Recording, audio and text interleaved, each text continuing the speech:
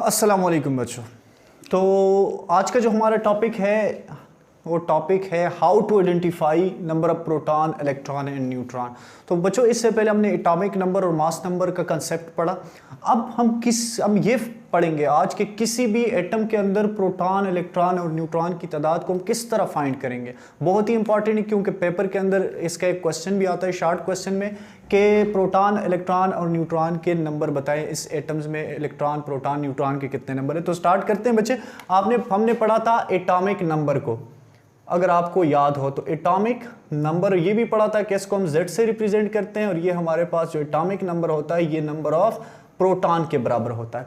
इसी तरह अगर आपको याद हो तो हमने पढ़ा था एटॉमिक मास को या मास नंबर को, इसकी रिप्रेजेंटेशन, इसको रिप्रेजेंट करते हैं A से और ये बराबर होता है number of proton plus neutron के, इसके बराबर होता है। तो और ये भी हमने पढ़ा था कि किसी भी एटम में जो प्रोटॉन और न्यूट्रॉन है ये न्यूक्लियस में पाए जाते हैं और इलेक्ट्रॉन जो है ये शेल में पाया जाता है। अब हम इसको कैसे आइडेंटिफाई करेंगे, हमारे पास अगर एलिमेंट्स आ जाएं उस एलिमेंट्स को हम किस तरह आइडेंटिफाई करेंगे। तो उससे पहले आपको जनरल रिप्रेजेंटेशन आपके जहन में हो कि यहाँ पे होगा एटॉमिक नंबर एटम का और ऊपर होगा एटॉमिक मास। तो चलो आइडेंटिफाई करते हैं किसी भी एलिमेंट्स के। देखें हमारे पास है सोडियम Na। अब Na किसका सिंबल है, ये सिंबल है सोडियम का। अब यहां पे लिखा हुआ है इसका 1123। अब क्वेश्चन आता है कि इसके अंदर प्रोटॉन, इलेक्ट्रॉन और न्यूट्रॉन की तादाद मालूम करें, इसके नंबर फाइंड करें। तो बच्चों यहां पे पहले हम लिख देते हैं कि नंबर ऑफ प्रोटॉन, सोडियम के अंदर नंबर ऑफ प्रोटॉन कितने हैं। इसके अंदर यहां पे हम लिख देते हैं नंबर ऑफ इलेक्ट्रॉन, यहां पे हम लिख देते हैं number of neutron.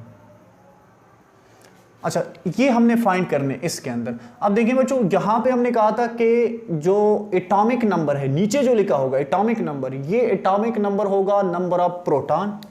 Atomic number इसका कितना है 11, तो एटॉमिक नंबर इसका क्या हुआ नंबर ऑफ प्रोटॉन। ये 11 जो है ये इसके अंदर प्रोटॉन्स है।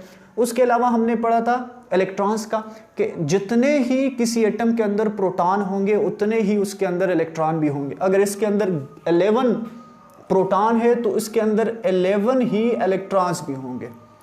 अच्छा, अब नंबर ऑफ न्यूट्रॉन हम कैसे फाइंड करेंगे।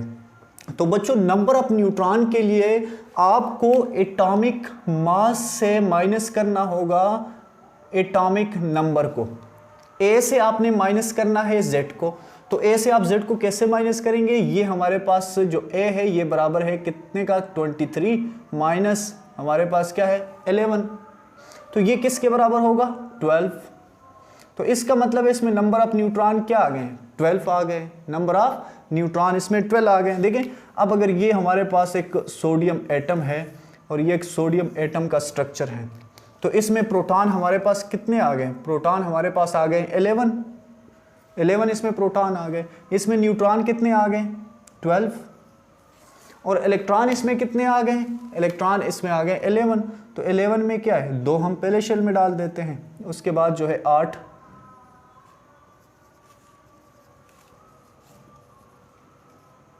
8 जो है हम दूसरे शेल में डाल देते हैं और 1 जो है हम तीसरे शेल में डाल देते हैं। तो ये सोडियम के अंदर हमने फाइंड किया नंबर ऑफ प्रोटॉन्स, इलेक्ट्रॉन्स और न्यूट्रॉन्स को। एक और एग्जांपल करते हैं कि हम प्रोटॉन्स, न्यूट्रॉन्स और इलेक्ट्रॉन्स को कैसे फाइंड करेंगे किसी भी एटम के अंदर, ये आपने नोट कर लिया। अच्छा, अब हम कोई और एग्जांपल लेते हैं, उसमें देखते हैं हमारे पास एक कार्बन। अब देखें कार्बन का सिंबल क्या है C, कार्बन का एटॉमिक नंबर है 6, इसका एटॉमिक मास है 12। तो इसका मतलब क्या हुआ कि एटॉमिक नंबर अगर इसका 6 है तो इसमें नंबर ऑफ प्रोटॉन्स कितने होंगे 6। जितने किसी एटम के अंदर प्रोटॉन होंगे उतने ही उसके अंदर इलेक्ट्रॉन्स भी होंगे। इलेक्ट्रॉन्स कितने होंगे 6। अब जो नंबर ऑफ न्यूट्रॉन है, नंबर ऑफ न्यूट्रॉन, इसके लिए क्या करना पड़ेगा, ऊपर वाले से नीचे वाला माइनस करना पड़ेगा, मतलब एटॉमिक मास से एटॉमिक नंबर माइनस करना पड़ेगा।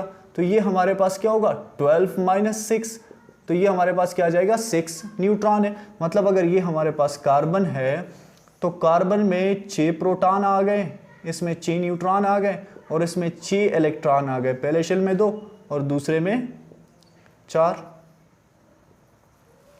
दूसरे में 4 आ गए। तो ये हमारे पास नंबर ऑफ प्रोटॉन, न्यूट्रॉन और इलेक्ट्रॉन आ गए। अब मैं आपको एक एग्जांपल्स देता हूं, आप ये फाइंड करके बताएं कि इसमें नंबर ऑफ प्रोटॉन, न्यूट्रॉन। अच्छा बच्चों, तो ये मैंने कुछ एलिमेंट्स लेके हैं। अब इस एलिमेंट्स में आप बताएं कि नंबर ऑफ प्रोटॉन्स, इलेक्ट्रॉन्स और न्यूट्रॉन्स कैसे हैं। वीडियो को आपने पास करके बताना है। तो चलें, आपने सॉल्व किया होगा। अब इसमें हम देखते हैं हमारे पास प्रोटॉन कितने हैं 11, इसमें हमारे पास इलेक्ट्रॉन्स कितने हैं 11, जितने प्रोटॉन्स उतने ही इलेक्ट्रॉन्स। अब इसमें हमारे पास न्यूट्रॉन्स कितने हैं, तो न्यूट्रॉन्स के लिए आपने माइनस किया होगा 23 से 11 और ये हमारे पास नंबर ऑफ न्यूट्रॉन आ गया 12। ये हमने एग्जाम्पल में भी कर लिया। अच्छा, अगर क्लोरीन की बात की जाए, क्लोरीन में तो ये आपने क्या होगा, प्रोटॉन्स हमारे पास है 17, इसमें हमारे पास इलेक्ट्रॉन्स 17, जितने प्रोटॉन उतने इलेक्ट्रॉन्स।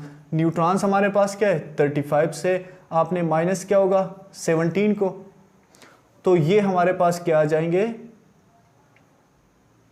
18। अच्छा, आयरन में इसका एटॉमिक नंबर 26 है, एटॉमिक मास इसका 56 है।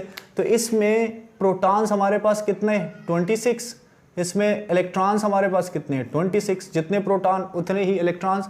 अब इसमें हमारे पास न्यूट्रॉन्स कितने हैं, तो 56 से आप माइनस करें 26 को, तो ये हमारे पास नंबर ऑफ न्यूट्रॉन्स आ जाएंगे 30। अब देखें लास्ट वन हमारे पास है अर्गान।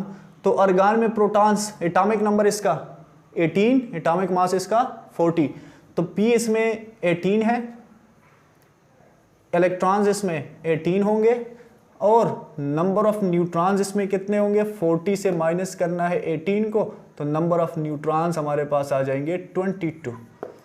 ठीक है बच्चों, तो बहुत ही आसान टॉपिक्स हैं नंबर ऑफ प्रोटॉन, न्यूट्रॉन्स और इलेक्ट्रॉन्स फाइंड करने का। तो उम्मीद है आप लोगों को टॉपिक जो है समझ आया होगा। Thank you.